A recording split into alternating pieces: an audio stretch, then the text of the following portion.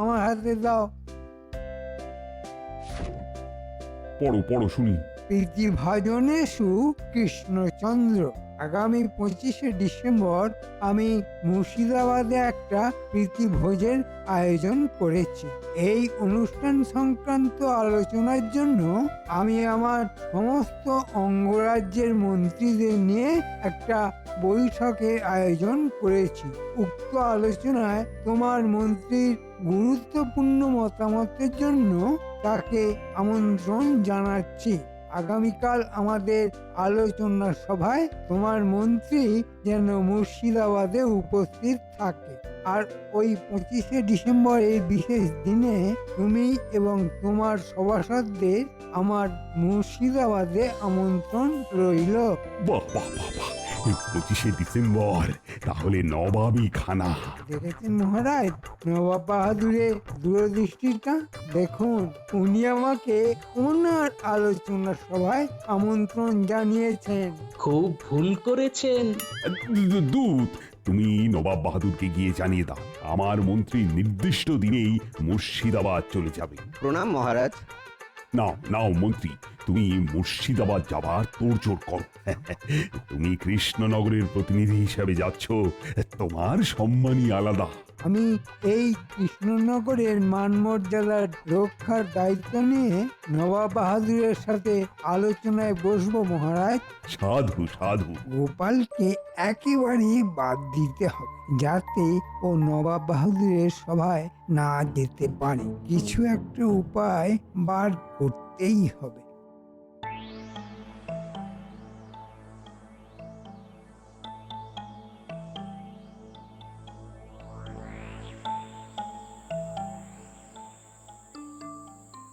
ফাটাবো গোপালের কপাল, মেটাবো মনের ঝাল।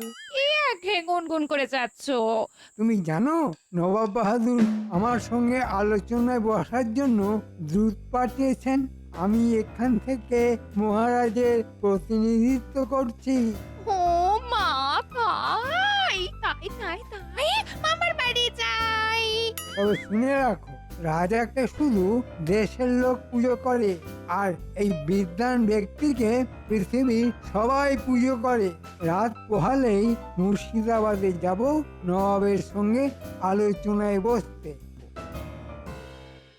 বুঝলে গিন্নি, 25শে ডিসেম্বর নবাব বাহাদুর আমাদের সমস্ত সদস্যকে মুর্শিদাবাদে নিমন্ত্রণ জানিয়েছেন।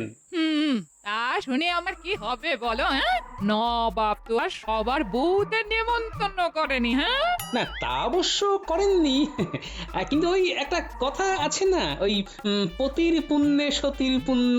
অতি চব্যতস্য খাবে আর সতী শূন্য পেটে থাকবে, তা হবে না। হ্যাঁ, তোমরা খাবে আর আমরা দেখবো আর মুখে বলবো অতির পুণ্যে সতীর পুণ্য, আমাদের পেট কি থাকবে শূন্য?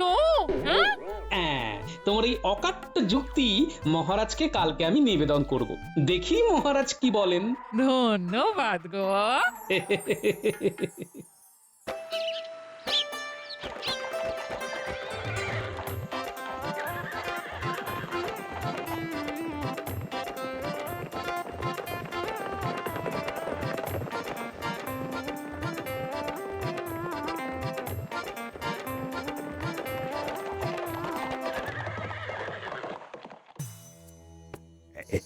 এতক্ষণে নবাব বাহাদুরের সভা নিশ্চয়ই শুরু হয়ে গেছে।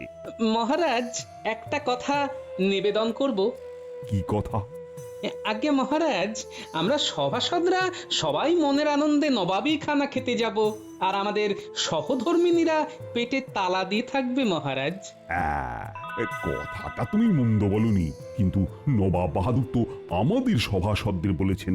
কিন্তু আমরাও তো 25শে ডিসেম্বর আমাদের মতন করে পালন করতে পারি। একদিনে দু জায়গায় কি করে অনুষ্ঠান আয়োজন করা যাবে গোপাল? এটা তুমি কিরকম বোকার মতন কথা বললে না? আরে বাবা, 25শে ডিসেম্বরেই যে অনুষ্ঠানটা করতে হবে তার তো কোনো মানে নেই। 25শে ডিসেম্বর উপলক্ষে আমরা অনুষ্ঠানটা 26শে ডিসেম্বরও করতে পারি। তা পারি, নিশ্চয়ই পারি। এবং এটা নিয়ে আমি আজ রাতেই তোমার রানীমার সঙ্গে কথা বলবো। এই কথার উপর আর কি কথা বলা যায় নবাব বাহাদুর? খুব উত্তম কথা, আমি সহমত জানাই। আমিও সহমত জানাচ্ছি নবাব বাহাদুর। আমারও না নেই নবাব বাহাদুর। তাহলে তোমরা সব একমত তো? আমার ছোট্ট একটি নিবেদন আছে নবাব বাহাদুর।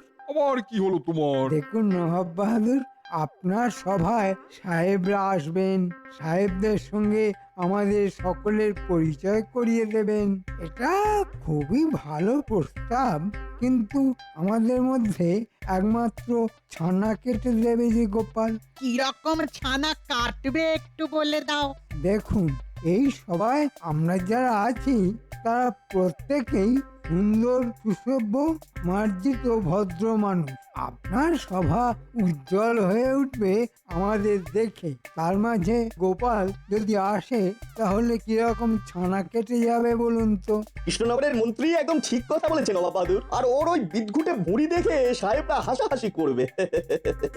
এটা নবাব বাহাদুরের পক্ষেও খুব মঙ্গলজনক হবে না। হ্যাঁ হ্যাঁ হ্যাঁ হ্যাঁ, হ্যাঁ, ঠিক ঠিক। ওকে নিমন্ত্রণ করাটাই হবে আমাদের ভীষণ বড় ভুল। আমাদের মূল লক্ষ্য সাহেবদের সন্তুষ্ট করা। সেটাকে লক্ষ্য রাখলে গোপালের মতো কদর্য টাকলা মূর্খ একজন মানুষকে না বলাই উচিত নবাব বাহাদুর। সবই তো বুঝলাম উজির, কিন্তু এই কথাটা বলবো কি করে? নবাব বাহাদুর, ওটা আমার ওপর ছেড়ে দিন, আমি পরিষ্কার বলে দেব। নবাব বাহাদুরের নিমন্ত্রণ রক্ষা করতে হলে যাদের ঢেউ খেলানো চুল আছে তারাই একমাত্র নিমন্ত্রণ রক্ষা করতে যাবে। ব্যাস হয়ে গেল। কৃষ্ণনগরের মন্ত্রী বিচক্ষণ, তিনি কি সুন্দরভাবে সমস্যার সমাধান করে দিলেন। হ্যাঁ ও কি আনন্দ যে হচ্ছে, বলে বোঝাতে পারবো না। সবাই একেবারে আমায় ধন্য ধন্য করছে। ঠিক আছে, তোমাদের সকলের যা ইচ্ছে তাই হোক। অবশেষে জিতলাম, কি যে আনন্দ হচ্ছে। এই প্রথমবার গোপালকে একটু প্যাঁচে ফেলতে পেরেছি। বুঝলে রানী, গোপাল আজ সভায় একটা প্রস্তাব রেখেছে আমার কাছে। কি প্রস্তাব মহারাজ? বড়দিনে আমাদের তো নবাব বাহাদুরের কাছে নিমন্ত্রণ আছে, আমরা তো যাবই। তা গোপাল গিন্নি বলেছে তারা কেন নিমন্ত্রিত হবে না। ঠিকই তো বলেছে। আমরা যদি আপনাদের অর্ধেক হই তাহলে তো আমাদেরও বলা উচিত মহারাজ। এটা আপনাদের নবাব বাহাদুরের এক চোখমি। আমি বলেছি যে বড়দিনের উৎসব আমিও করব, তবে দুদিন পরে আমার রাজ্যে। তুমি হবে তার মূল উদ্যোক্তা। ঠিক আছে, খুব ভালো প্রস্তাব। আমার তরফ থেকে প্রত্যেক সভাসদদের বাড়ির গৃহকর্ত্রীদের কাছে নিমন্ত্রণ পত্র চলে যাবে মহারাজ। তার মানে আমার আবেদন মঞ্জুর হলো। হলো।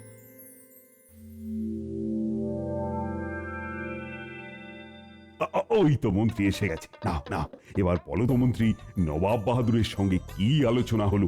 আলোচনা খুব ভালোই হয়েছে মহারাজ। নবাব বাহাদুর আমাদের রাজসভার সব সদস্যদের আমন্ত্রণ জানিয়েছেন বড়দিন উপলক্ষে। কিছু ইংরেজ সাহেবও আসবেন, তাদের সবার সঙ্গে আমাদের পরিচয় করিয়ে দেবেন বলে এই আয়োজন। নবাবী খানা, কতদিন খাইনি। আমি শাকাহারী মহারাজ, আমার তো যাওয়া হবে না। কেক তো ডিম দিয়ে তৈরি হয়, আমি তো আবার ডিম খাই না। এমনিতেই পণ্ডিত আর গোপাল কিন্তু নিমন্ত্রিত নয়। কেন নয়? কেন মহারাজের সভাসদদের মধ্যে কি আমরা পড়ি না? সব জায়গায় একটা সুন্দর অসুন্দরের ব্যাপার আছে তো গোপাল। তোমরা হলে মূর্তিমান অসুন্দর। মন্ত্রী, এ সত্যি নাকি নবাব বাহাদুর, গোপাল, পণ্ডিত এদের কাউকে নিমন্ত্রণ করেননি? না মহারাজ, নবাব বাহাদুরের ইচ্ছা না যে কোনো টাকযুক্ত ব্যক্তি সেই দিন নবাবের সভায় নিমন্ত্রণ পাবে না। সম্বাজ মন্ত্রী, বর্ধমান মন্ত্রী সবাই গোপালের বিরুদ্ধে। এটা কিন্তু ঠিক ভালো লাগলো না মন্ত্রী। আমরা সবাই যাব, গোপাল যাবে না। আরে মন্ত্রী মশাই, আমার কথাটা বাদ দিলেন কিভাবে? আমারও তো চুলে টাক থুরি থুরি, টাকের চুল নেই। আমার টাকটা নজরে পড়েনি না? আমাকে সভাসদ হিসেবে মনে করেন না মন্ত্রী মশাই? এটা ঠিক ভালো লাগলো না মন্ত্রী মশাই। আমরা সবাই যাব, গোপাল যাবে না, এটা ঠিক ভালো দেখায় না।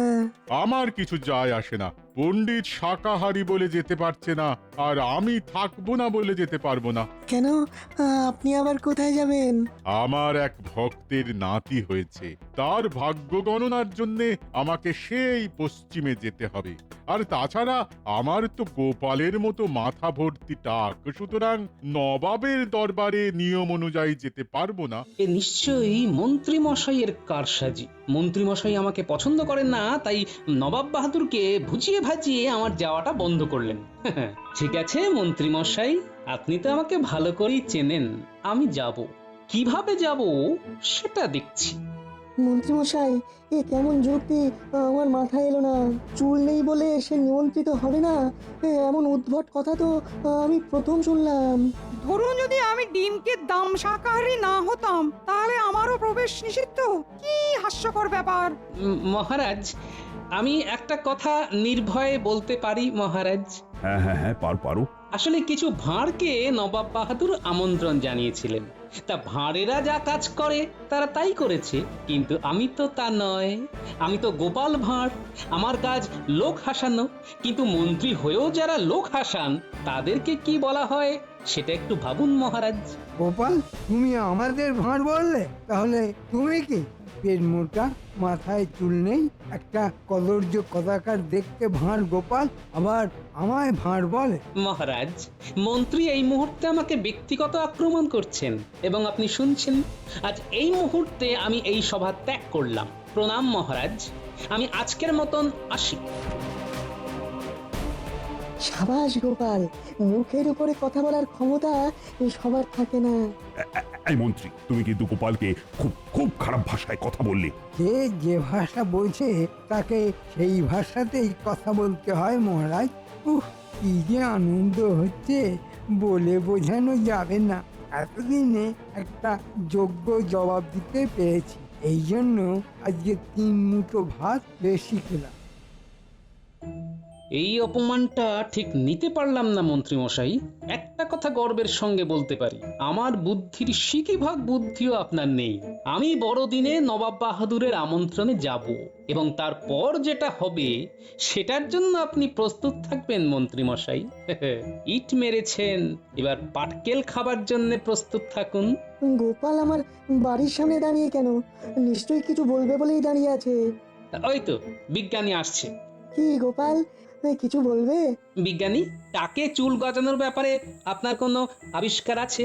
না গোপাল, এখনো আমি সেই রকম কিছু আবিষ্কার করতে পারিনি। তাহলে উপায় কি?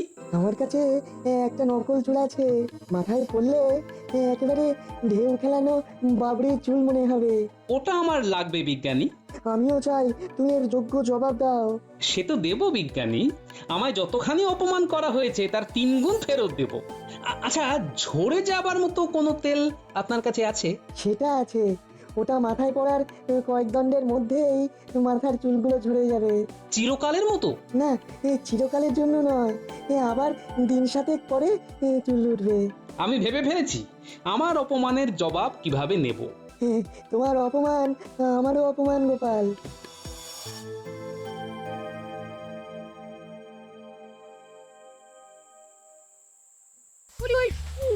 মন্ত্রীর এত সাহস, হ্যাঁ? তোমাকে রাজসভায় সকলের সামনে অপমান করে, হ্যাঁ? আচ্ছা গিন্নি, মৌমাছির মৌচাকে ঢিল মারলে মৌমাছিরা কি করে? শয়ে শয়ে মৌমাছি বেরিয়ে এসে হুল ফোটায়, হ্যাঁ। মন্ত্রী মশাই তেমনি মৌচাকে ঢিল মেরেছেন। বড়দিনে কিরকম হুলটা খাবে সেটা দেখে নিও। আর দেখো তো এখন আমায় কেমন লাগছে। না, তোমার বয়স তো 3 কুড়ি কমে গেল গো, হ্যাঁ? মনে হচ্ছে গিন্নি এটা নকল চুল। না না, একেবারে আসলের মতো।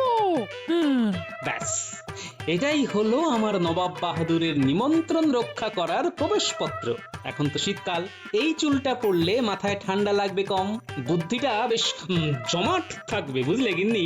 মানে তুমি যাচ্ছ, হ্যাঁ? শুধু যাচ্ছি না, জ্বালাতে যাচ্ছি। এই শিশিটা দেখেছো? এটাই হচ্ছে ব্রহ্মাস্ত্র।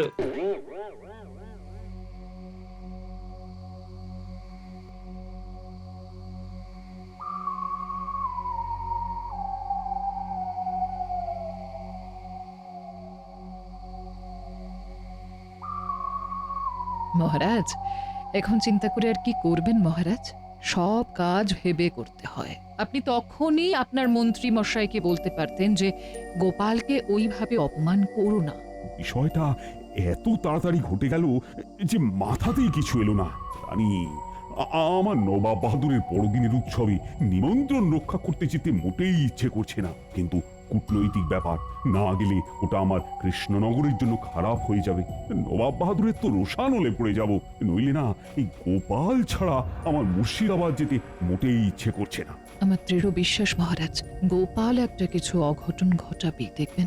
আমিও তাই জানি, গোপাল নিজের বুদ্ধি বলে নবাব বাহাদুরের নিমন্ত্রণ রক্ষা করতে যাবে। আমার বিশ্বাস আছে, আপনি নিশ্চিন্ত থাকুন। নবাব বাহাদুরের সভায় গোপালকে আপনি দেখতে পাচ্ছেন, এটা আমার মন বলছে।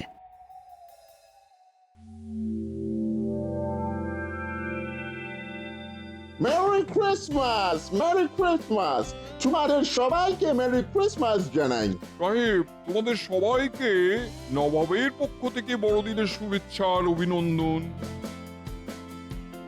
এসো এসো কৃষ্ণচন্দ্র সাহেব, এ হলো কৃষ্ণচন্দ্র, কৃষ্ণনগরের রাজা। আমি হলাম কৃষ্ণনগরের মন্ত্রী। মহারাজা, তোমার রাজসভায় গোপাল বলিয়া খুব ইন্টেলিজেন্ট লোক আছে, সে কোথায় তাহাকে তো দেখিতে পাইতেছি না। আমরা গোপাল সম্পর্কে অনেক কথা শুনিয়েছি। ইয়েস মন্ত্রী, কিছু বলো, সবই তো তোমার বুদ্ধিতে হয়েছে। ও, তার মানে পুরোটাই মন্ত্রীর বুদ্ধিতে হয়েছে। ওহ, ভগবানের দয়ায় যদি গোপাল আসে তাহলে তো মন্ত্রীর মুখ কালো হয়। সাহেব, গোপালই হলো পেটু, মাথায় চুল নেই, ভুঁড়ি আছে, খুব খায়। মন্ত্রী কি বলিতেছে আমরা বুঝিতে পারিতেছি না। আমি এসেছি নবাব বাহাদুর, আমাকে দেখুন, মাথায় ঢেউ খেলানো চুল, চিনতে কি পারছেন? উরি বাবা, গোপাল সাহেবরা তো তোমাকে দেখবে বলে উসকুস উসকুস করছে। ঠিক জ্বালাতে চলে এসেছে। গোপাল ঠিক আসে। ঠিক, গোপাল তোমাকে বড়দিনের শুভেচ্ছা।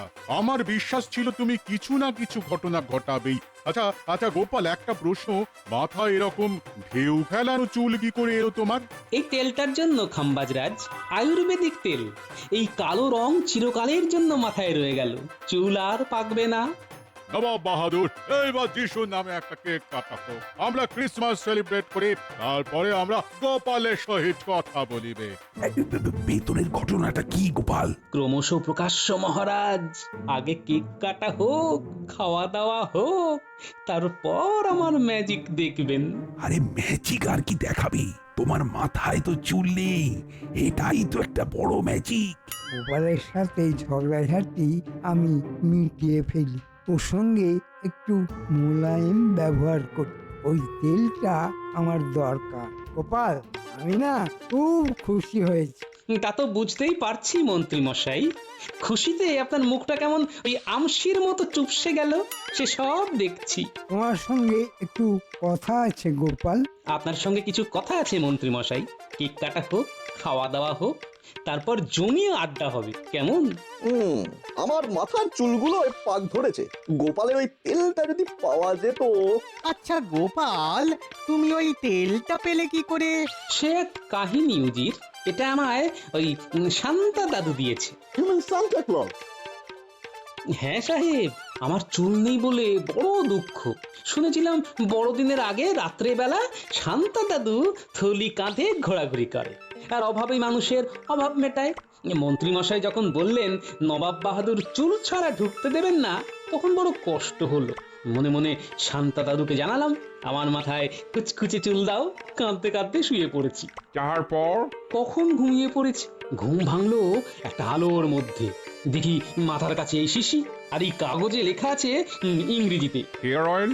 আমি তো মূর্খ মানুষ, খুব ছোটবেলায় হেয়ার মানে শুনেছিলাম চুল, অয়েলটা শুনেছি বড় হয়ে। মিলিয়ে দিলাম দুটোকে, চুলের তেল। তারপর শান্তা দাদুর জিনিস কি খারাপ হতে পারে? No, never. ভগবানের নাম করে নিলাম মেখে, তারপর ঠিক 5 মিনিট ঠিক এই রকম চুল। আমার গিন্নি তো ভয় পেয়ে গেল, তাকে বোঝালাম এটা শান্তা দাদুর দেওয়া। Wow, amazing. গিন্নিও মাথায় মেখে নিল, সাথে সাথে চুল কি চকচক করে উঠলো। গোপাল, ওই তেল ওই তেল আমায় দাও বলছি, দাও। ভাই গোপাল, তুমি আমাকে দাও। গোপাল, ওরা দুজন কিন্তু ওই তোমার বিপক্ষে কথা বলেছে। আর আপনি কি সপক্ষে কথা বলছিলেন? এটা গোপালের একটা গল্প, গল্পটার মধ্যে কিছু মজা আছে, আর আমার কর্তব্য মন্ত্রী সেটাই বিশ্বাস করেছে। দেখি এবার মন্ত্রীর ভাগ্যে কি আছে। গোপাল, গোপাল, আমার আমার খুব ভুল হয়ে গেছে গোপাল। তোমার ওই চুলের তেলটা আমার দরকার। আমার মাথায় পাক ধরেছে, মানে আমার মাথার চুলে পাক ধরেছে। আমারও ওই মাথার পাগড়ি খুললে অনেক পাকা চুল দেখতে পাবে। এই শিশিতে তিনজনের মতোই আছে, আপনারা তিনজন ভাগাভাগি করে মেখে নিন। দাও।